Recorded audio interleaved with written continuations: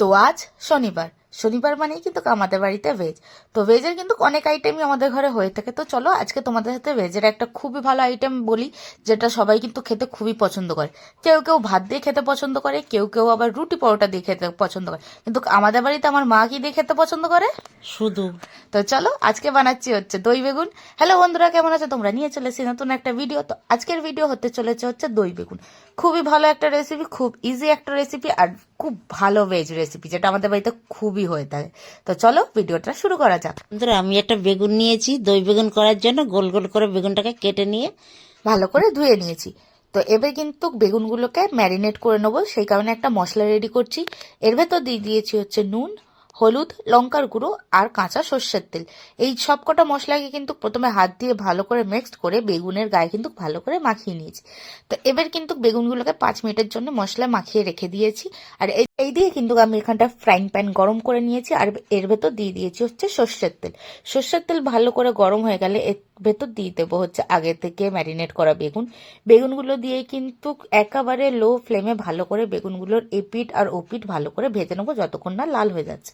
এদিকে দেখুন বেগুনগুলো কিন্তু ভালোভাবে লাল করে ভাজা হয়ে গেছে। তো এবার বেগুনগুলো আমি তুলে নিচ্ছি। তো এবার দেখুন যেহেতু এটা দই বেগুন, তো দই তো মাস্ট। তো এখানটা আমি 2 চামচ মতো দই নিয়ে নিয়েছি। এবার এর ভেতর দিয়ে দিয়েছি হচ্ছে মশলা। দইয়ের ভেতর দিয়ে দিয়েছি হচ্ছে পরিমাণ মতো নুন, হলুদ, লঙ্কার গুঁড়ো, জিরের গুঁড়ো আর ধনের গুঁড়ো।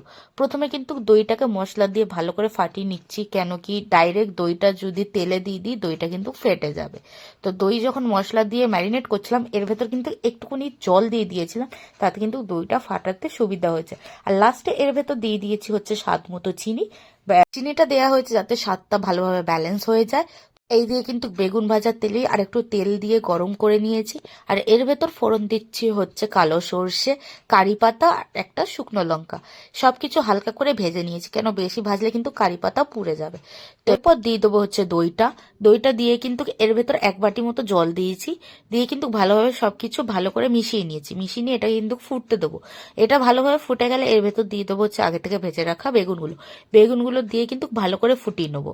আর ফুটন্ত অবস্থা যখন ভালো করে ফুটছে বেগুনগুলোকে কিন্তু উল্টে দেবো, যাতে মশলাটা ভালো করে বেগুনের ভেতর ঢোকে।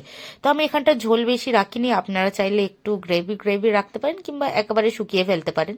তো যেহেতু এটা আমরা রুটি দিয়ে খাবো তাই বেশি ঝোল রাখিনি, আর এইভাবেই কিন্তু শুকনো করে নামিয়ে নিয়েছি। বাড়িতে একবার হলেও ট্রাই করবেন, খেতে কিন্তু খুবই ভালো লাগে। আর যেহেতু এটা ভেজ রেসিপি সব দিনই খেতে পারবেন, স্পেশালি আমাদের মতো শনিবার।